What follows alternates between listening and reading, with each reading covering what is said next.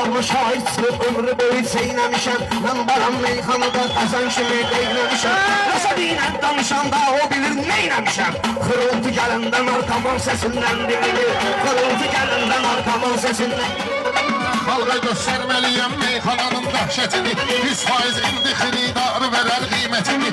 Mən axil narkomanın neynirəm söhbətini. Xoşu avaza ola Quran səsindən bilinir. Xoşu avaza ola Quran səsindən bilinir. Bunları sındırasan şakka şuruk sonra kapsın döyesen takka turup aydınlan bir ses gelir donga durum o hemin ses ki demir kazan sesinden bilinir o hemin ses ki demir kazan sesinden bilinir. Mən şafirəm sən mənsən bitir yaxın qoyma cinən. Gəl mənim meyxanada çox da deyib oyma cinən. Aydın sən gör o qədər axmaq adam sayma cinən. O namaz qılmasa da iman səsindən bilinir. O namaz qılmasa da iman səsindən bilinir.